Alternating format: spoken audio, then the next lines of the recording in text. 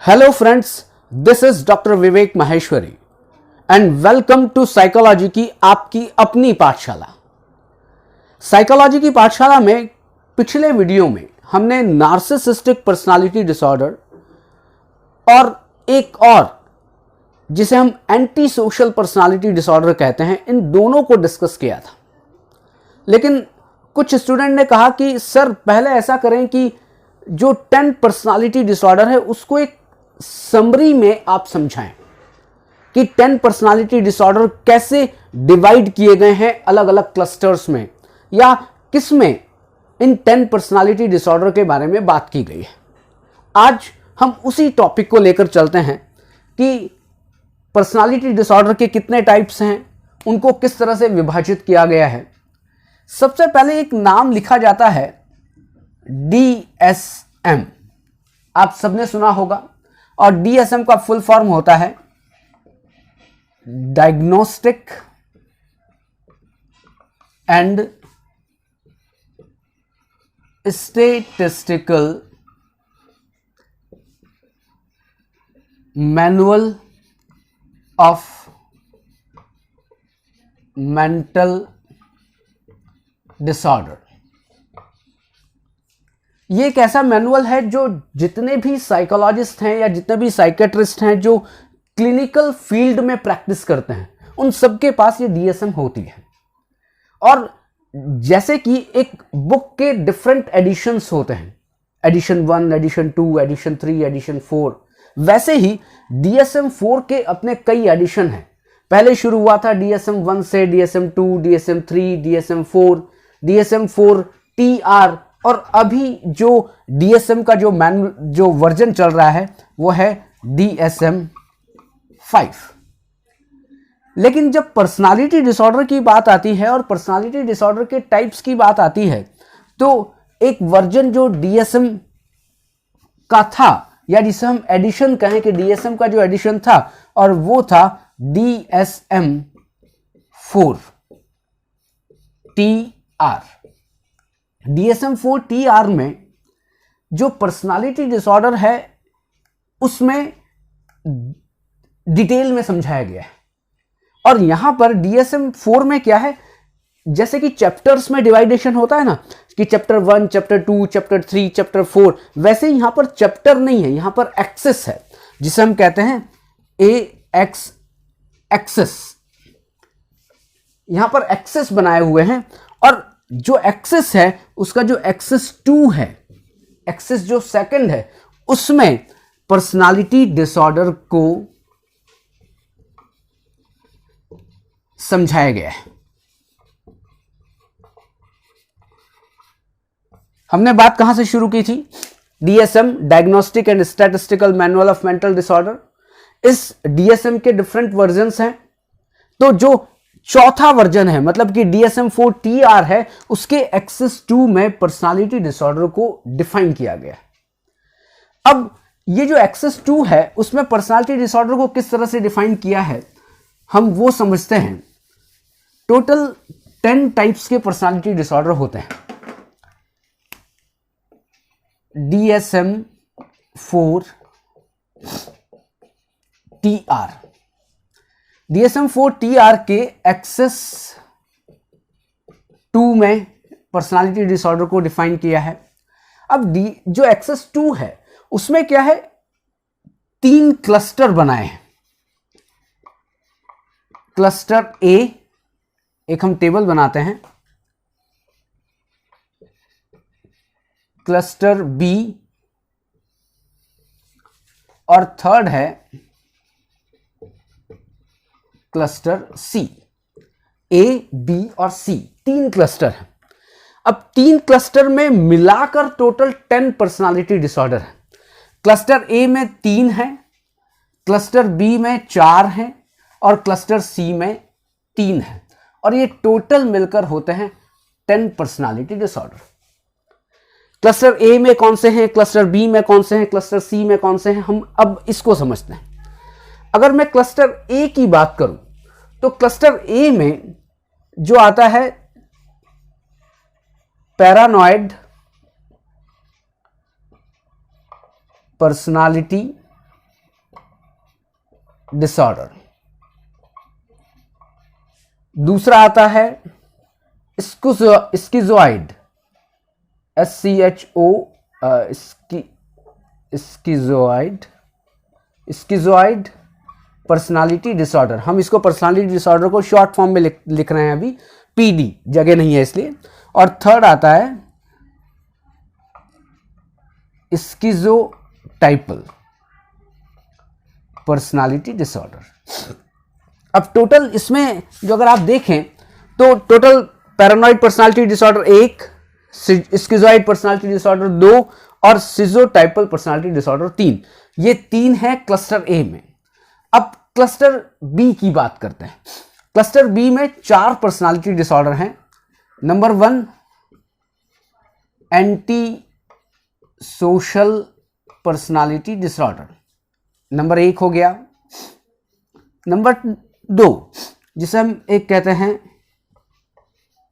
Border line personality disorder. Number 3 है histrionic personality disorder. और number 4 है नार्सिसिस्टिक पर्सनालिटी डिसऑर्डर। टोटल हो गए 7। आप खुद देख लें, क्लस्टर ए में 3 है, paranoid personality disorder, schizoid personality disorder and schizotypal personality disorder. Cluster B में 4 हैं, anti social personality disorder, borderline personality disorder, histrionic personality disorder and number 4 narcissistic personality disorder. अब चलते हैं क्लस्टर सी में। Cluster सी की बात करें तो एक आता है OCPD, जिसको हम शॉर्ट फॉर्म में कहते हैं, और इसका फुल फॉर्म है ऑब्सेसिव कंपल्सिव पर्सनालिटी डिसऑर्डर। एक हो गया। अब इसमें जो दूसरा है वो है अवॉइडेंट पर्सनालिटी डिसऑर्डर। तीसरा है डिपेंडेंट पर्सनालिटी डिसऑर्डर। फिर हम चलते हैं क्लस्टर ए में 3, क्लस्टर बी में 4 और क्लस्टर सी में 3। टोटल मिला के 10 पर्सनालिटी डिसऑर्डर हैं। क्लस्टर ए में paranoid personality disorder, schizoid personality disorder, schizotypal personality disorder. Cluster B में anti social personality disorder, borderline personality disorder, histrionic personality disorder and narcissistic personality disorder. And cluster C में 3 OCPD, obsessive compulsive personality disorder, avoidant personality disorder and number 3 पे आता है dependent personality disorder. ये total मिला के 10। अब short में हम थोड़ा इन पूरे के पूरे 10 को समझते हैं कि होता क्या है, इनमें बेसिकली क्या कैरेक्टरिस्टिक्स होती है। क्लस्टर ए में पैरानॉइड पर्सनालिटी डिसऑर्डर, जो शक करने वाले होते हैं, बहुत ज्यादा डाउट करते हैं, उनको बहुत ज्यादा वहम होता है, बहुत ज्यादा डाउट, मतलब डाउट भी थोड़ा बहुत नहीं, डाउट भी बहुत ज्यादा डाउट होता है। दूसरा स्किज़ोइड पर्सनालिटी डिसऑर्डर, अपने आप में गुम रहने वाले, बिल्कुल अनरिस्पॉन्सिवनेस, बहुत ही खामोश रहेंगे, कोई भी एक्टिविटी नहीं करेंगे, अपने आप में गुम रहेंगे। नंबर 3 स्किज़ोटाइपल पर्सनालिटी डिसऑर्डर, यहां पर बड़ी अजीबोगरीब हरकत करते हैं, अजीबोगरीब शारीरिक स्थिति बनाते हैं, मतलब इनका बहुत ही अजीब से होते हैं, बहुत ही हिले हुए होते हैं, आप समझ लें। क्लस्टर बी में anti social personality disorder. Anti social आपको बिल्कुल सीधा सा पता है, एंटी सोशल मतलब समाज विरोधी। जो समाज विरोधी जो भी चीजें होती है, नियम तोड़ते हैं, कानून तोड़ते हैं, जो भी समाज ने जो भी परंपराएं बनाई हैं उनको तोड़ते हैं, anti social personality disorder. Border line personality disorder, ये बहुत इमोशनल होते हैं और इमोशनली इमैच्योर होते हैं। ये सुसाइड की तरफ बहुत जल्दी पहुंच जाते हैं और मतलब अभी खुश हैं और अभी उदास हो जाएंगे, कभी गुस्सा हो जाएंगे, बहुत ज्यादा, मतलब इनका जो मूड है वो बहुत ज्यादा स्विंग करता है। हिस्ट्रियोनिक पर्सनालिटी डिसऑर्डर, ये बहुत ही मैं तो ये कहूंगा कि अटेंशन सीकिंग व्यवहार करते हैं, अपने तरफ ध्यान आकर्षित करने के लिए ये कुछ भी करते हैं। इनका केवल एक ही उद्देश्य होता है कि मेरी तरफ लोग देखें, केवल मुझे ही लोग समझें, मतलब कि सेंटर पॉइंट में केवल मैं हूं और कोई ना रहे।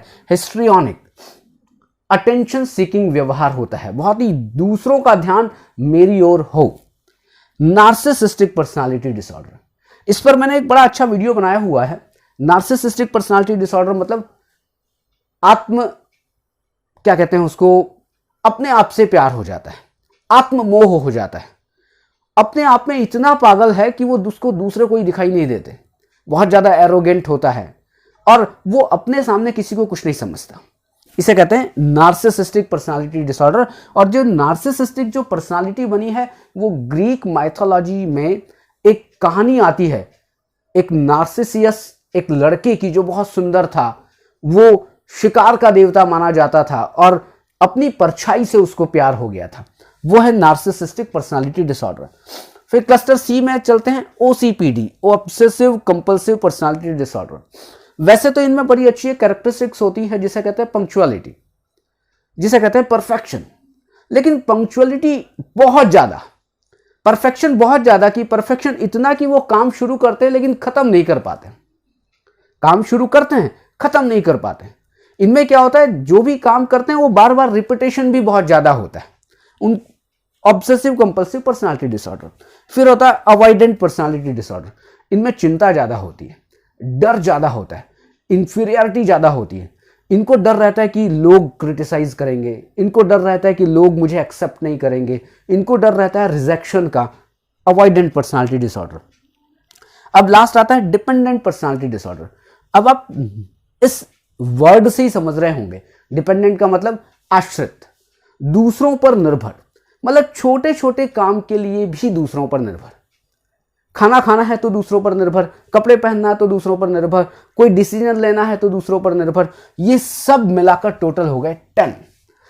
अब आप कहेंगे कि साहब जो कैरेक्टरिस्टिक्स इनमें बताई गई हैं वो तो बड़ी नॉर्मल सी हैं, दूसरों पर डिपेंड कोई भी हो सकता है, डर किसी को भी हो सकता है, रेपुटेशन किसी को भी हो सकती है व्यवहार की, या एंटी सोशल व्यवहार भी कोई कर सकता है। बिल्कुल कर सकता है, हो सकता है। लेकिन पर्सनालिटी डिसऑर्डर कब कन्वर्ट होगा, जब बहुत ज्यादा है, मतलब कि उस व्यवहार से जो पर्सनालिटी डिसऑर्डर की जो कैरेक्टरिस्टिक्स हैं या जो 10 जो टाइप्स हैं, उनमें है कि जो भी कुछ हो बिल्कुल असामान्य हो। आप परेशान नहीं है, जो रोगी है वो परेशान नहीं है, दूसरे लोग उससे परेशान हो, तब तो दिक्कत है। प्रोफेशनल लाइफ खराब हो गई है, पर्सनल लाइफ खराब हो गई है, तब तो माना जाएगा कि पर्सनालिटी डिसऑर्डर है। और पर्सनालिटी डिसऑर्डर में इमैच्योर डेवलपमेंट होता है ट्रेट्स का, आपके शील गुणों का। आपका जो विकास हुआ है वो इमैच्योर हुआ है और उस इमैच्योर डेवलपमेंट के कारण ये पर्सनालिटी डिसऑर्डर डेवलप होते हैं। टोटल 10 है। ये एक शॉर्ट एक वीडियो था ये समझाने के लिए कि 10 एक साथ आपको समझ में आ जाएं कि क्लस्टर ए, क्लस्टर बी, क्लस्टर सी, 3, 4 और 3 टोटल मिला के 10 पर्सनालिटी डिसऑर्डर किसमें बताए गए हैं, DSM-4 में, के एक्सेस 2 में। तो ये वीडियो का एक बार आप स्क्रीनशॉट ले सकते हैं जिससे कि आपको पूरा समझ में आ जाए, पूरे 10 पर्सनालिटी डिसऑर्डर एक साथ आ जाए। फिर नेक्स्ट वीडियो में जब भी हम अगला वीडियो बनाएंगे तब हम 2 तो पर्सनालिटी डिसऑर्डर को डिस्कस कर चुके हैं, अब तीसरे फिर थर्ड पर्सनालिटी डिसऑर्डर पर आएंगे। इस तरीके से टोटल 10 वीडियोस हम इन पर्सनालिटी डिसऑर्डर पर बनाने की कोशिश करेंगे। Thank you very much.